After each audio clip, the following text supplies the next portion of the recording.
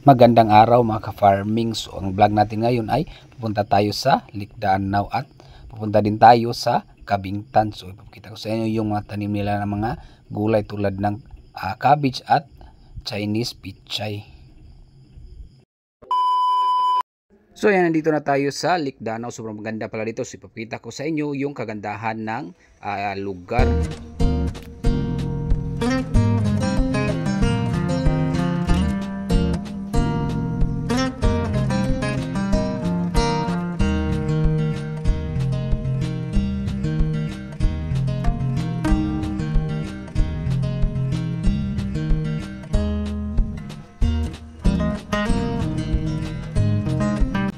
So sobrang linis ng tubig dito mga ka-farming, no? Sarap maligo dito at banda sa gitna mga ka-farming ay medyo malalim dyan.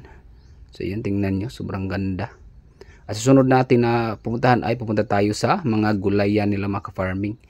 Yung sa Kabingtan. So pupuntahan natin doon. So kita ko sa inyo yung mga tanim nila ng mga gulay. So tara. So dito banda mga ka-farming, sobrang ganda. Ang ganda ng view. Yan. Tingnan, pakita ko sa inyo yung kagandahan, no, ng lugar. Tingnan nyo.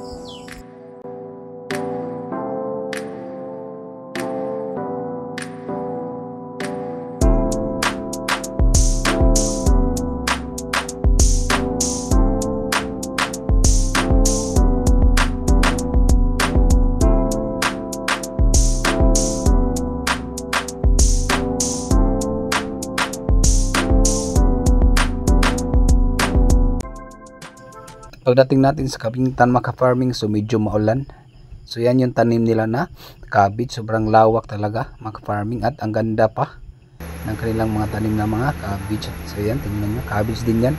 At meron din silang tanim na sili or espada mga ka-farming. At dito naman, ito yung naman yung tanim nila na Chinese pichay. Sobrang lawak mga ka-farming. At malamig dito sa area mga ka-farming. Tingnan nyo, nag-fog mga ka-farming, oh. So sobrang ganda dito mamasyal or magsurosuroy mag-farming. So ito ay cabbage maka-farming. So ito ay malapit ng ma-harvest. Sobrang ganda ng cabbage maka-farming. Pero sabi ng mga farmers dito ay mababa daw yung presyo ng cabbage ngayon maka-farming. At doon merong bahay sa itaas. Sobrang ganda ng bahay na yun. So yun, sobrang lawak talaga. Pira na ito maka-farming kapag mahal. Kung mahal pa lang ang presyo.